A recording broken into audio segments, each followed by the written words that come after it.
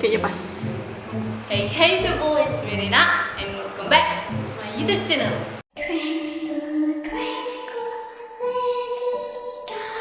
Apa kabar kalian guys? Apakah kalian semua pada baik-baik aja? Aku harap kalian baik-baik aja ya guys. Kali ini kita akan membahas tentang ritual pengusiran setan atau eksorsis. Share pengalaman aja nih ya. Aku tuh selama ngerangkum tentang materi yang satu ini, aku tuh kan nonton film gitu ya, film tentang pengusiran setan. Tapi sudah aku nonton film itu, rasanya tuh kayak nggak nyaman gitu. Keadaannya tuh nggak nyaman. Sudah nonton film yang satu ini, judulnya tuh The Pope Exorcist. Kalau kalian mau nonton, boleh nontonnya. Pokoknya abis nonton film itu aku ngerasain kayak hal yang nyaman gitu. Kayak di sekitar tuh rasanya mencekam gitu keadaannya. Langsung aja aku akan jelasin tentang eksorsis. Eksorsis ini atau bahasa Latinnya ialah exorcismus, adalah sebuah praktek untuk mengusir setan atau makhluk halus atau roh jahat dari seseorang atau suatu tempat yang dipercaya sedang kerasukan setan. Nah, eksorsis ini biasanya dilakukan dengan orang rohaniwan. Dia tuh memiliki kemampuan khusus dan juga mereka ini memiliki beberapa latihan dapat mengasah skillnya dalam mengusir roh-roh ini. Nah, pengusiran ini biasanya disertai dengan doa-doa atau dengan benda-benda suci yang mereka miliki. Bisa seperti mantra atau patung atau gambar orang suci. Nah, sang eksorsis atau orang yang melakukan pengusiran setan ini biasanya berdoa kepada Tuhan, Yesus atau Roh Kudus, dan juga melalui beberapa malaikat punyaannya Tuhan. Nah, praktek eksorsis ini biasanya terkenal di agama Katolik atau agama Protestan, yang hanya beberapa lah di agama Protestan. Nah, ciri-ciri orang yang kerasukan setan ini biasanya dia tuh suka ngomong bahasa-bahasa asing atau bahasa-bahasa Latin yang mereka itu belum pernah tahu ada bahasa itu sebelumnya. Karena kan seperti yang kita ketahui, iblis ini makhluk kuno, jadi dia tuh bisa berbahasa kuno gitu. Dia tuh mempunyai kekuatan supranatural, kayak dia bisa gerakin benda tanpa harus menyentuh, atau kayak yang di film-film lah yang biasa kalian lihat, dia tuh bisa banting orang tanpa harus menyentuh. Dia juga mempunyai pengetahuan tentang hal-hal yang jarang orang tahu, tapi dia itu tahu gitu. Seperti kadang si iblis ini bisa menebak dosa yang melakukan eksorsis ini kepada dia gitu. Bisa. Dan juga dia tuh benci terhadap benda-benda suci dan suka melontarkan kata-kata dan suka melontarkan kata-kata kotor kepada Tuhan. Nah, orang kerasukan ini sebenarnya punya kehendak bebas terhadap diri dia. Biar jangan lama-lama, langsung aja kita bahas. Ini dia orang-orang yang mengalami kesurupan terekstrim. Atau gimana ya jelasinnya? Pokoknya intinya dia nih orang yang dilakukan eksorsis terhadap dia gitu, kayak pengusiran setan terhadap tubuh dia. Langsung aja kita lihat cerita. Yang pertama, Anna Eklund. Anna Eklund atau Emma Skesmith lahir pada 23 Maret 1882. Anna diduga kerasukan setan yang berpuncak pada pengusiran setan yang berlangsung dari 18 Juni sampai dengan 23 Desember 1928.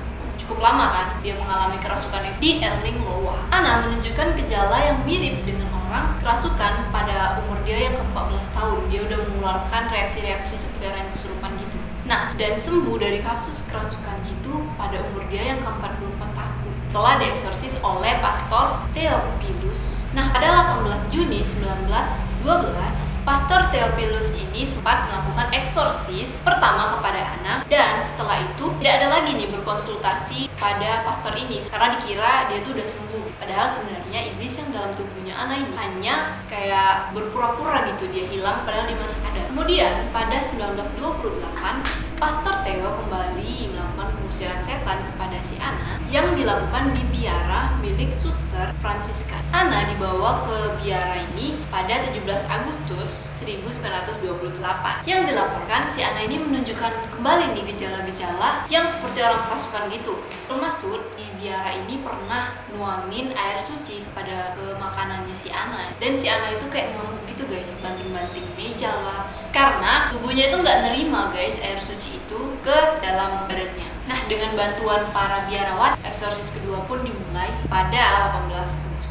Pengusiran yang kali ini cukup ekstrim guys, karena si Anna sempat melayang ke udara tiba-tiba dan melolong-lolong seperti serigala. Semenjak itu, Anna sering dilakukan pengusiran lah kepada dia. Nah, pengusiran yang kali ini menyebabkan kerusakan di tubuhnya si Anna ini. Ia sering memuntahkan kotoran-kotoran busuk seperti bangkai yang sama sekali dia tuh nggak makan bangkai itu, tapi keluar dari tubuh dia. wajahnya yang membengkak, biru-biru gitu guys, sebagai tanda dia tuh suka memukuli diri dia sendiri. Dia juga bisa berbicara dalam segala bahasa, bahasa Inggris kuno, bahasa Ibrani kuno, bahasa Latin, pokoknya semua bahasa-bahasa yang sama sekali dia tuh nggak pernah tahu itu bahasa apa. Nah, dan Anna diyakini kerasukan oleh Yudas Iskariot dan Yakub ayahnya serta bibinya. Pada 23 Desember, setelah hari terakhir dia mengalami kesurupan, Pastor Theo berdoa siang malam untuk meminta dalam nama Bapa, Putra, dan Roh Kudus untuk mengusir iblis-iblis ini ke neraka. Saat pastor itu berdoa di depannya si Anna pun mulai menjerit-jerit kesakitan dan tubuhnya melayang seketika terlempar ke bawah lagi kasurnya. Dan saat itu juga Anna menyebutkan Beelzebul, Yudas, Jakob, dan Mina, diikuti dengan hell yang neraka. Seketika itu juga Anna sadar dan berkata, "Terpujilah Tuhan Yesus."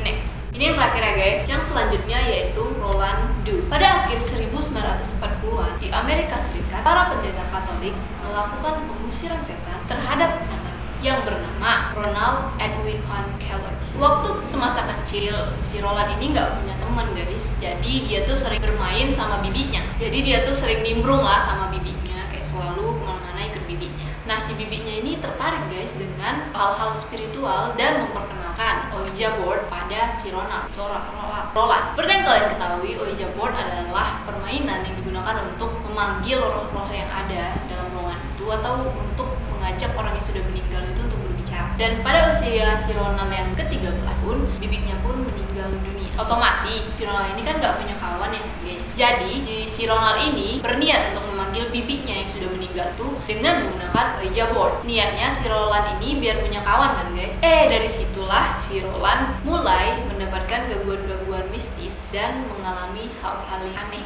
Dari suara orang yang menggaru-garu tembok, perabotan yang melayang-layang sendiri, kayak poltergeist gitu, sampai kasur si Roland ini bergetar-getar gitu guys. Jadi ada orang yang menggetarkan dengan sangat kuat kasurnya si Roland ini. Konon katanya ya guys ya, kalau kita memanggil orang yang sudah meninggal dengan menggunakan ritual atau Ouija board gitu, itu biasanya bukan orang yang tak kenal lagi guys, melainkan iblis yang menyerupai orang tersebut, kayak film Annabelle gitu. Kemudian resahlah kan keluarga si Ronald ini dan dihubungilah kan Pendeta Luther Schulze untuk meminta pertolongan agar mengusir roh-roh halus lah yang ada di rumah itu. Kemudian kasus ini dioper lagi ke Pendeta Edward untuk dieksorsis. Tapi guys ya, itu gagal karena posisinya si Ronald ini kan sempat kerasukan ya. Pas si Ronald ini mau diruqyah atau dieksorsis untuk melakukan pengusiran setan, malah si Ronald ini melepaskan ikatan tangannya dan mengambil per yang ada di kasurnya untuk kemudian menebas tangannya si pendeta ini. Dan gagal lah kan guys ya semuanya itu, kayak yaudah kita lanjut di hari esoknya lagi.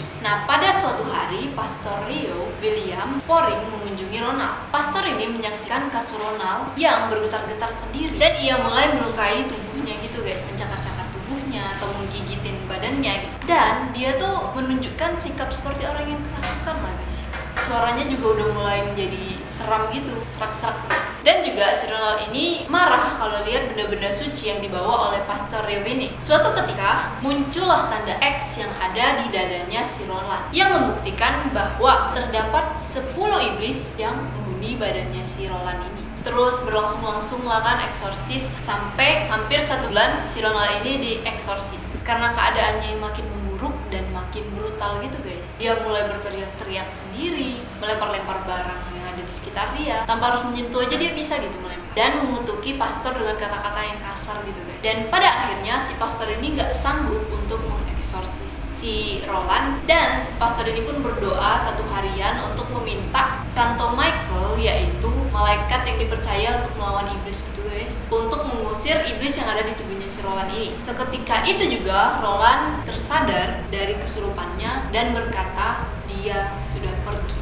Gitu guys ceritanya si Roland. Jadi itu aja guys, 2 orang yang memiliki kasus kesurupan yang cukup parah. Penyebab dari kesurupannya ini bukan cuma 1 iblis, tapi lebih dari 2 iblis. Bayangkan aja kayak 1 iblis aja tuh udah nggak telap lagi. Tapi sebenarnya guys ya, kita tuh nggak boleh takut sama hal-hal yang seperti itu. Sebenarnya hal-hal itu ada, cuman kita nggak boleh takut karena energi kita lebih kuat dari mereka. Kayak kita ini manusia yang sempurna yang Tuhan ciptakan, bukan manusia ya, makhluk sempurna. Jadi kita tuh punya kekuatan yang besar terhadap si iblis ini.